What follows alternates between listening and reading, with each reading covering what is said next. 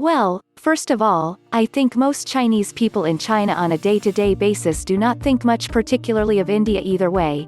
They are usually just too busy with their work and families, and Indian culture, while it does have some influence in China today due to Bollywood and other avenues, is still not as expansive as Korean or Japanese culture, which some Chinese people can relate to more easily.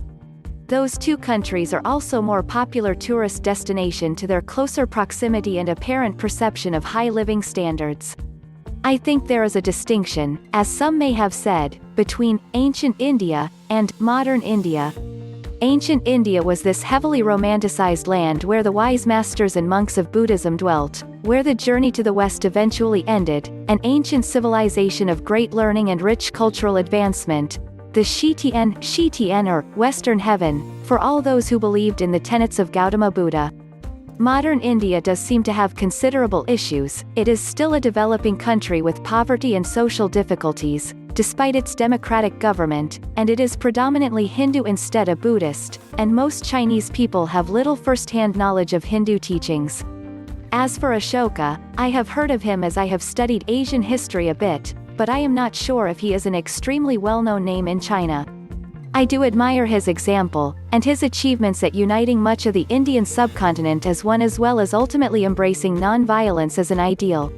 Since time immemorial, Chinese travelers have visited India as Buddhist pilgrims, so their view is biased towards India's Buddhist connection. Evidently, Fa Hien in 5 AD, Wen Sang and I Sing in 7 AD have left a fairly detailed account of Buddhism in India and have claimed one of the rulers at that time, viz. Harshavardhana, was a Buddhist. However, by later discoveries of Harshavardhana epigraphs, it becomes clear he was a devotee of Shiva.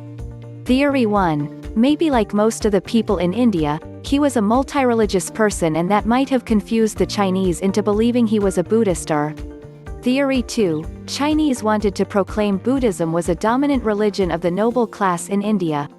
In any case, Chinese, on account of the history presented to them, believe Buddhism is a major force in India.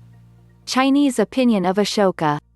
The Buddhist literature is in Pali language, which was the language in Magadha kingdom of Ashoka. It is no doubt Ashoka's personal religion was Buddhism, and it is during his reign Buddhism became one of the leading religions of India, albeit he never forced it on his subjects. For all these reasons, the Chinese, like Indians, consider him as one of the greatest kings in the history of the world. Note, no single source can be pinpointed, just avid reading of world history over the years. However, open, if somebody came across other interpretations. No time to live in the past. Probably communism and atheism have disconnected the people from religious past.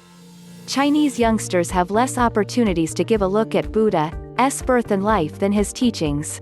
India may have failed to give enough importance for Buddhism. 1962 war has alienated India from Chinese. Sri Lanka is also a Buddhist nation, but I do not see any great reverence from that country towards India in this regard.